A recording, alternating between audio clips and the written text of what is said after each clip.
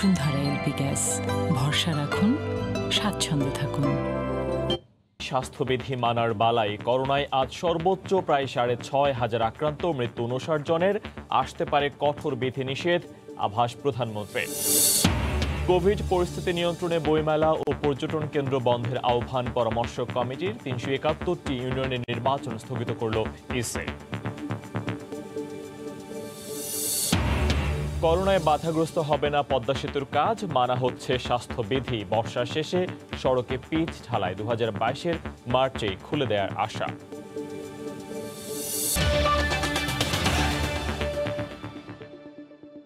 জনপদের সময়ের সঙ্গে আছি ফয়সাল মোর্শেদ। বসুন্ধরা এলপি গ্যাস, ভরসা রাখুন, স্বাচ্ছন্দ্যে থাকুন। লঞ্চে অতিরিক্ত ভাড়া আদায় হলেও মানা হচ্ছে না স্বাস্থ্যবিধি। সদরঘাটের প্রতিটি লঞ্চের ডেকে যাত্রী তোলা হয়েছে ঠাসাঠাসি করে। সামাজিক দূরত্বের নির্দেশনা থাকলেও তা মানেননি কোনো লঞ্চের মালিক। এতে ক্ষুব্ধ যাত্রীরা। সরকারি নির্দেশনা অনুযায়ী কথা ছিল বৃহস্পতিবার থেকে প্রত্যেকটি লঞ্চ ছাড়বে অর্ধেক যাত্রী নিয়ে, কিন্তু সরেজমিনের চিত্র পুরোপুরি উল্টো। সদরঘাট ঘুরে দেখা যায় প্রত্যেকটি লঞ্চের ডেকে যাত্রী তোলা হয়েছে ঠাসাঠাসি করে। প্রত্যেক যাত্রীর পাশে জায়গা ফাঁকা রাখার নির্দেশনা থাকলেও তা মানেননি কোনো লঞ্চের মালিক, যাতে ক্ষুব্ধ প্রতিক্রিয়া দেখান যাত্রীরা। বাড়ানো হয়েছে কিন্তু সে অনুযায়ী সিট খালি নেই।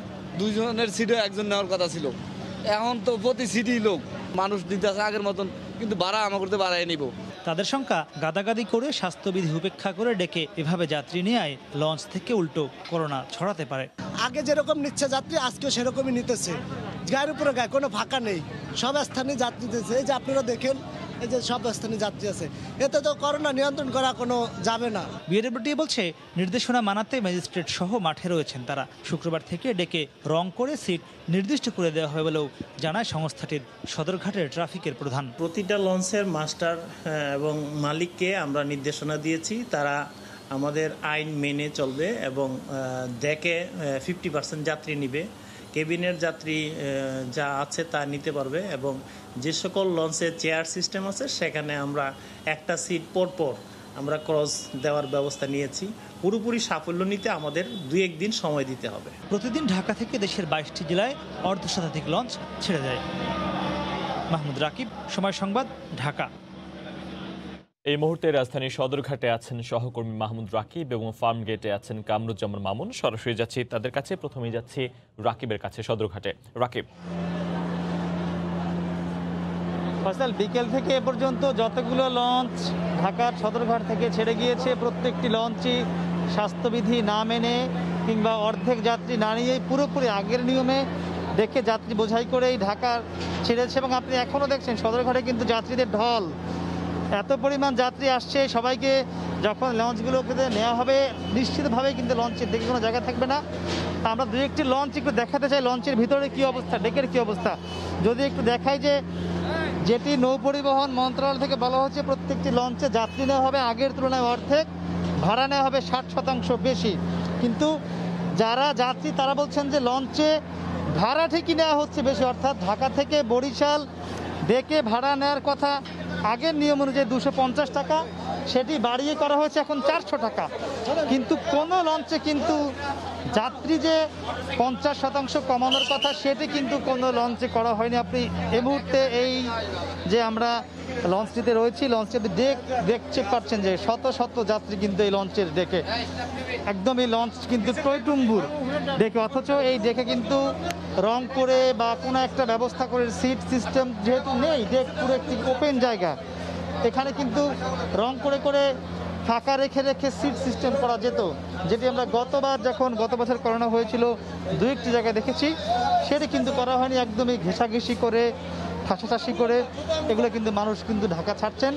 বিএডব্লিউটি এর ম্যাজিস্ট্রেট কিংবা যারা ঢাকা নদী বন্দর কর্মকর্তা তারা কিন্তু বারবার আমরা দেখেছি লঞ্চে এসে যারা স্বাস্থ্যবিধি মানছেন না বা পাশাপাশি যাতে না বসে সেটি বন্ধ করার চেষ্টা করেছেন, কিন্তু লঞ্চের মালিকরা কিন্তু একদমই কোনো উদ্যোগ নেননি এই মানুষদেরকে পাশাপাশি যাতে না বসে স্বাস্থ্যবিধি মানে বা সামাজিক দূরত্ব বজায় রাখে সেটি করবার জন্য কিন্তু এখানে লঞ্চের মালিকরা একদমই কোনো উদ্যোগ নেননি। কিন্তু এ কারণেই এখন এমনই পুরোপুরি সংক্রমণ হওয়ার সর্বোচ্চ ঝুঁকি নিয়ে ঢাকা থেকে কিন্তু প্রত্যেকটি লঞ্চ ছাড়ছে। তো বুঝতেই পারছেন সরকারের নির্দেশনা কিন্তু এখানে পুরোপুরি উপেক্ষিত হচ্ছে। তো আমার কাছে সদরঘাট থেকে এসেছিল সবশেষ আমাদের সহকর্মী কামরুজ্জামান মামুন রয়েছে ফার্ম গেটে, আমরা একটু জানবো সেখানকার খবর। মামুন। রাকিব, শত শত মানুষ দাঁড়িয়ে রয়েছে রাজধানীর ফার্ম গেটে এবং তাদের ভোগান্তি কিন্তু চরমে পৌঁছেছে। কেউ দাঁড়িয়ে আছে 1 ঘন্টা, কেউ 2 ঘন্টা, কেউ বা তারও বেশি সময় ধরে। যে বাসগুলো রাজধানীর বাংলা মোটর এবং কারণ বাজার হয়ে ফার্ম গেটে আসছে, সেই বাসগুলোতে অর্ধেক আসনের মধ্যে সিট ফাঁকা না থাকার কারণে কিন্তু সেই অধিকাংশ বাসই এখানে দাঁড়াচ্ছে না এবং যে কারণে যে অপেক্ষমান যাত্রী তাদের অপেক্ষা আরও দীর্ঘতর হচ্ছে। আর যে বাসগুলোর অর্ধেক আসনের মধ্যে কয়েকটি সিট ফাঁকা থাকে, সেই বাসগুলো এখানে এসে দাঁড়ালে তাতে কিন্তু হুমড়ি খেয়ে পড়ছেন এখানে অপেক্ষমান যাত্রীরা এবং বলা চলে যে একজনের ঘাড়ের উপর দিয়ে আরেকজন বাসে ওঠার চেষ্টা করছেন। এক্ষেত্রে কিন্তু নারীরা পড়েছেন একটু বিপাকে। তারা বলছেন যে তারা এই হুড়োহুড়ির মধ্যে কোনোভাবেই বাসে উঠতে পারছেন না, তাই তাদের অপেক্ষা আরও দীর্ঘতর হচ্ছে। এবং করোনা ভাইরাস সংক্রমণের শুরুর দিকে আমরা যেমনটা দেখেছিলাম যে বাসে ওঠার সময় হাতে স্যানিটাইজার দেওয়া হতো, সে ধরনের কিন্তু কোনো উদ্যোগ আমরা এখন পর্যন্ত দেখিনি। রাষ্ট্রায়ত্ত পরিবহন সংস্থা বিআরটিসির বাসে আমরা দেখেছি যে অনেক ক্ষেত্রেই উপেক্ষিত আছে যে অর্ধেক আসনে যাত্রী নেয়ার এই নিয়মটি। আমরা দেখেছি যে পাশাপাশি সিটে কিন্তু তারা যাত্রী বহন করছেন। এছাড়া সরকারি যে স্টাফ বাসগুলো রয়েছে, সেই সরকারি স্টাফ বাসে আমরা দেখেছি যে প্রত্যেকটিতেই কিন্তু যে অর্ধেক আসনে যাত্রী নেওয়ার নিয়ম সেটি মানা হচ্ছে না, অর্থাৎ প্রত্যেকটি আসনেই যাত্রী বহন করা হচ্ছে। অর্থাৎ ফার্ম গেটে এই যে শত শত মানুষ অপেক্ষা করছেন, এই অপেক্ষমান যাত্রীদের মধ্যেও কিন্তু আমরা দেখেছি যে স্বাস্থ্যবিধি মানার যে বিষয়টি সেটি কিন্তু এখানে নেই। অর্থাৎ এখানে যারা বাসের জন্য অপেক্ষা করছেন তারাও কিন্তু একজন আরেকজনের কাছাকাছি দাঁড়িয়ে অপেক্ষা করছেন এবং বাস আসলে তাতে ওঠার জন্য কিন্তু তারা হুড়োহুড়ি করছেন এখানে। তো বলা চলে যে এই যে অর্ধেক আসনে যাত্রী নেয়ার কারণে যে বাড়তি ভাড়া, সেই বাড়তি ভাড়ারও কিন্তু অভিযোগ করেছেন। তারা বলছেন যে বাড়তি ভাড়া দিয়েও তারা কিন্তু আসলে বাসে উঠতে পারছেন না এবং এমনকি যে রাইড শেয়ারিং বন্ধ থাকার কারণে তারা, যারা অফিস ফেরতরা, তারা বলছেন যে রাইড শেয়ারিংটা বন্ধ থাকার কারণে তারা আসলে মোটরসাইকেলে চেপে তাদের গন্তব্যে যেতে পারতেন, কিন্তু সেটি বন্ধ থাকার কারণে তাদের একমাত্র ভরসা হচ্ছে বাস। আর বাসে যেহেতু অর্ধেক আসনে যাত্রী বহন করা হচ্ছে, তাই বাসেই তাদের উঠে যেতে হবে, কিন্তু বাসও তারা এখানে পাচ্ছেন না। তাই তারা বলছেন যে তারা আসলে যে কখন তাদের গন্তব্যে পৌঁছাবেন সেটি আসলে একটি অনিশ্চয়তা। ফয়সাল। সহকর্মী কামরুজ্জামান মামুন সরাসরি যুক্ত হয়ে জানাচ্ছিলেন রাজধানী ফার্মগেট থেকে। তারও আগে সদরঘাট থেকে যুক্ত হয়েছিলেন সহকর্মী মাহমুদ রাকিব। এদিকে আবারও ভাঙল করোনা সংক্রমণের আগের সব রেকর্ড। গেল 24 ঘন্টায় দেশে শনাক্ত হয়েছেন এ যাবৎকালের সর্বোচ্চ ৬,৪৬৯ জন, আর মারা গেছেন গত ৯ মাসের মধ্যে সর্বোচ্চ ৫৯ জন। এই অবস্থায় হাসপাতালগুলোতে বাড়ছে আইসিইউ এবং শয্যা সংকট। এমন পরিস্থিতিকে দুর্যোগ উল্লেখ করে স্বাস্থ্যমন্ত্রীর অকপট স্বীকারোক্তি, সব রোগীকে হাসপাতালে জায়গা দেয়া সম্ভব নয়। জ্বর ও সর্দি নিয়ে প্যারালাইসিসে আক্রান্ত ৭০ঊর্ধ্ব মাকে নিয়ে দুদিন ধরে হাসপাতাল ঘুরছেন 2 সন্তান। অবশেষে হুইল চেয়ার না পেয়ে চেয়ারের হাতল ধরে নিয়ে আসেন নমুনা পরীক্ষা করাতে। এই চিত্র এখন বেশিরভাগ হাসপাতালের। আমি তো এখনো তো বাট সময় আছে 12:30, আরো আধা ঘন্টা আছে, কেন আপনার ফর্মটা দিচ্ছেন না? হতে দেওয়া যাবে না, হতে এটা ওখান থেকে কালেকশনে যেটা হয়েছে হতে এটাই হতে, যদি আপনার যদি হতে বেশি তাড়াহুড়া থাকে আপনি হতে স্পেশালি হতে আপনি বাদ থেকে করেন। গেল 4 মাসের তুলনায় গত 1 সপ্তাহে করোনার সংক্রমণ বেড়েছে দ্বিগুণ।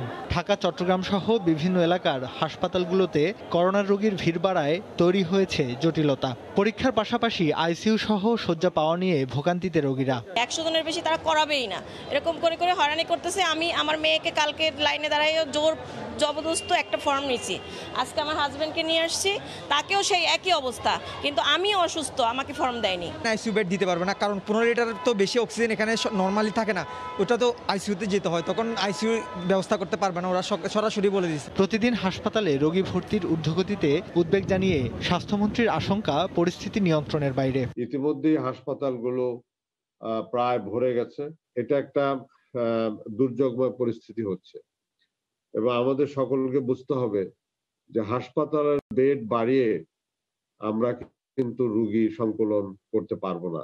যদি রোগী যেখানে উৎপত্তি হচ্ছে, উৎপত্তি স্থলগুলোকে যদি আমরা বন্ধ না করি। সবাইকে স্বাস্থ্যবিধি মেনে চলার আহ্বান জানিয়েছেন মন্ত্রী। বেখেয়ালি ভাবে, অদম্য ভাবে আমরা যদি চলি, তাহলে পরে আগামী দিনগুলোতে বিপর্যয় আরো নেমে আসবে। এহসানুল হক শাওন, সময় সংবাদ, ঢাকা।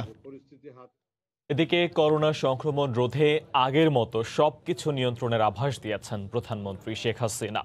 সকালে একাদশ জাতীয় সংসদের দ্বাদশ অধিবেশন উদ্বোধনী আয়োজনে তিনি বলেন, টিকা নেয়ার পর মানুষের মধ্যে উদাসীনতা বেড়ে গেছে। শোক প্রস্তাবের উপর আলোচনা। নিয়মিত বিরতির পর বৃহস্পতিবার শুরু হলো একাদশ জাতীয় সংসদের দ্বাদশ অধিবেশন। স্পিকার ডক্টর শিরিন শারমিন চৌধুরীর সভাপতিত্বে শুরু হয় অধিবেশনের প্রথম দিনের আনুষ্ঠানিকতা। এ সময় সম্প্রতি প্রয়াত সংসদ সদস্য সহ সমাজের বিশিষ্টজনদের স্মরণে শোক প্রস্তাবের ওপর আলোচনা হয়। ভালো সংগঠন। শোক প্রস্তাবের আলোচনায় অংশ নেন সংসদ নেতা শেখ হাসিনাও।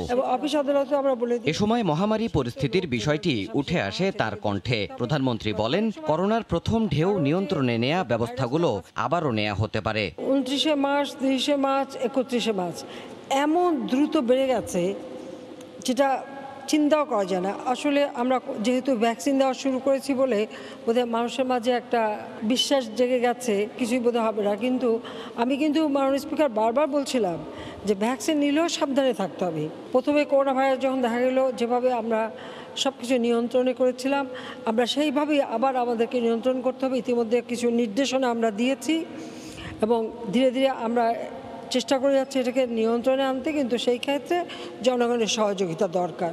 মাস্ক পরা সহ সর্বত্র সাবধানতা অবলম্বন করার কোনো বিকল্প নেই বলেও উল্লেখ করেন সরকার প্রধান। কারণ এটা নাকের থেকে সাইনাসে আক্রমণ করে, নাকেই এটা যায় এবং নাক থেকেই এটা টেস্ট করা হয়। সেই ক্ষেত্রে সবাইকে মাস্কটা পরে থাকতে হবে। করোনা ভাইরাসের পর থেকে একবার নিয়মিত যখনই বাইরে আসে আমি একটু নাকে একটু সর্ষের তেল, একটা নাকের ভিতরে না, নাকের কাছে একটু দিয়ে রাখি। কাজে এটাও কিন্তু সবাই দিতে পারে। দেবাশিস রায়। সংক্রমণ বেড়ে যাওয়ায় সিলেট 3 শূন্য আসন, লক্ষ্মীপুর 2 আসনের উপনির্বাচন ও 11 এপ্রিল অনুষ্ঠিত হতে যাওয়া 371টি ইউনিয়ন পরিষদ নির্বাচন স্থগিত করা হয়েছে। ষষ্ঠ ধাপের পৌরসভা নির্বাচনও স্থগিত থাকবে। বিকেলে রাজধানীর আগারগাঁওয়ে নির্বাচন কমিশন সচিবালয়ে বৈঠক শেষে এ সিদ্ধান্তের কথা জানান অতিরিক্ত সচিব অশোক কুমার দেবনাথ। একাদশ জাতীয় সংসদের 231 সিলেট 3 শূন্য আসনের নির্বাচন এটা স্থগিত করা হয়েছে। আগামী 11 এপ্রিল 2021 তারিখে অনুষ্ঠিতব্য একাদশ জাতীয় সংসদের 275 লক্ষ্মীপুর 2 শূন্য আসনের নির্বাচন এবং প্রথম ধাপের ইউনিয়ন পরিষদ নির্বাচন এবং ষষ্ঠ ধাপের যে পৌরসভা নির্বাচন, এটাও আমরা সার্বিক করোনা পরিস্থিতি বিবেচনা করে এটাও নির্বাচন কমিশন স্থগিত ঘোষণা করেছে। দ্বিতীয় দফায় করোনা আঘাত হানলেও পদ্মা সেতুর কাজের গতি কমবে না বলে আশা সেতু কর্তৃপক্ষের। প্রকৌশলী ও শ্রমিক সহ প্রকল্প সংশ্লিষ্ট বেশিরভাগই এসেছেন টিকার আওতায়। মানা হচ্ছে কঠোর স্বাস্থ্যবিধি। মার্চ মাসের শেষে কাজের সার্বিক অগ্রগতি 85%। এমন গতিতে এগুলে সংশোধিত লক্ষ্যমাত্রার আগেই স্বপ্নের পদ্মা সেতুর দুয়ার খুলে যাবে আশাবাদ কর্তৃপক্ষের। প্রকল্প এলাকা ঘুরে সাইফুল ইসলামের ক্যামেরায় আরও জানাচ্ছেন রাশেদ লিমন। প্রমত্ত পদ্মায় পুরোদমে চলছে স্বপ্ন বোনার কাজ। সেতুর মূল কাঠামো নির্মাণ কাজ শেষ হয়েছে, এখন চলছে রোড স্ল্যাব বসানো অর্থাৎ সড়ক পথ নির্মাণের কাজ। বলা হচ্ছে 6.15 কিলোমিটারের পুরো সেতুর এরই মধ্যে 4.2 কিলোমিটার অংশে রোড স্ল্যাব বসানোর কাজ সম্পন্ন হয়ে গেছে। এই 4 নম্বর পিলার থেকে সামনে 7 নম্বর স্প্যান পর্যন্ত এই অংশটুকুতেই এখন পর্যন্ত রোড স্ল্যাব বসানোর কাজ বাকি রয়েছে। এছাড়াও 23, 24 ও 25 নম্বর স্প্যানের উপর রোড স্ল্যাব বসানোর কাজ এখনও বাকি। স্ল্যাব বসানোর কাজ শেষ হলেই এর উপরে প্রথমে বসানো হবে বিশেষ এক আস্তরণ।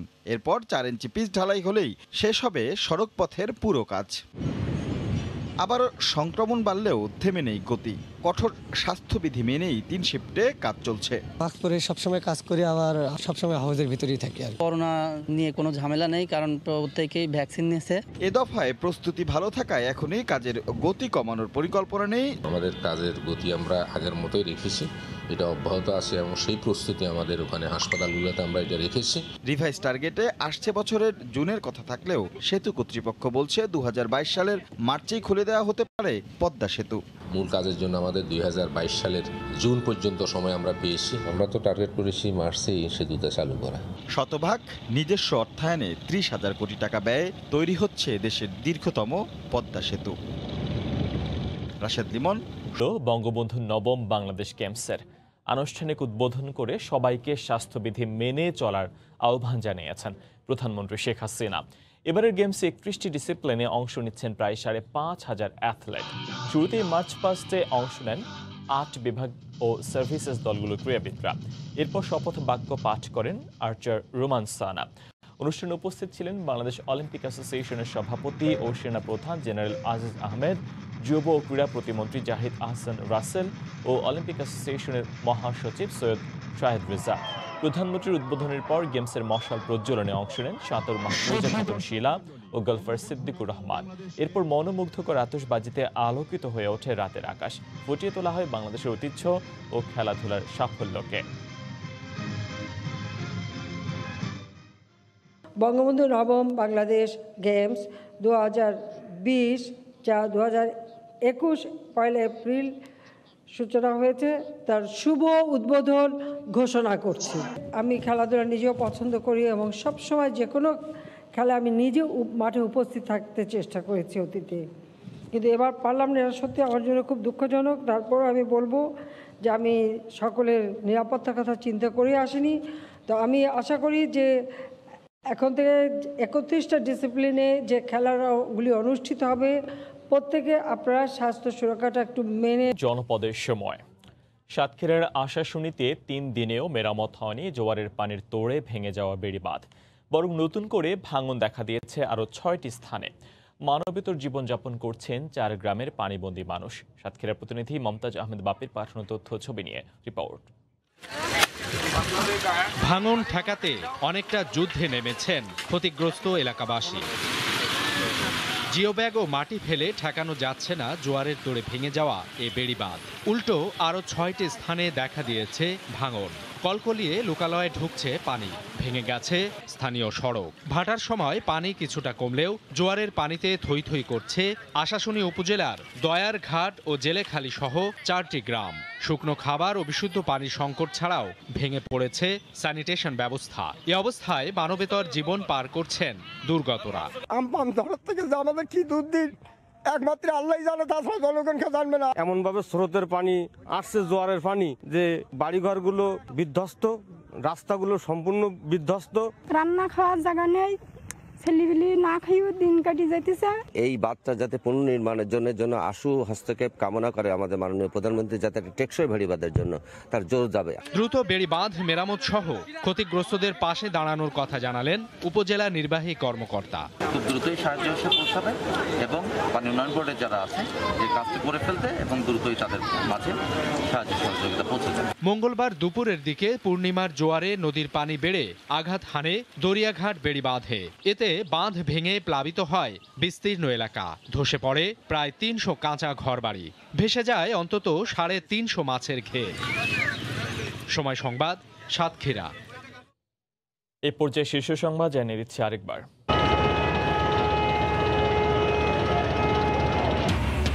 লঞ্চ বাসে নেই স্বাস্থ্যবিধি মানার বালাই, করোনায় আজ সর্বোচ্চ প্রায় 6,500 আক্রান্ত, মৃত্যু 59 জনের, আসতে পারে কঠোর বিধিনিষেধ, আভাস প্রধানমন্ত্রীর। কোভিড পরিস্থিতি নিয়ন্ত্রণে বইমেলা ও পর্যটন কেন্দ্র বন্ধের আহ্বান পরামর্শক কমিটির। 371টি ইউনিয়নের নির্বাচন স্থগিত করল ইসি। এই ছিল এখনকার মতো, সঙ্গে থাকুন সময়।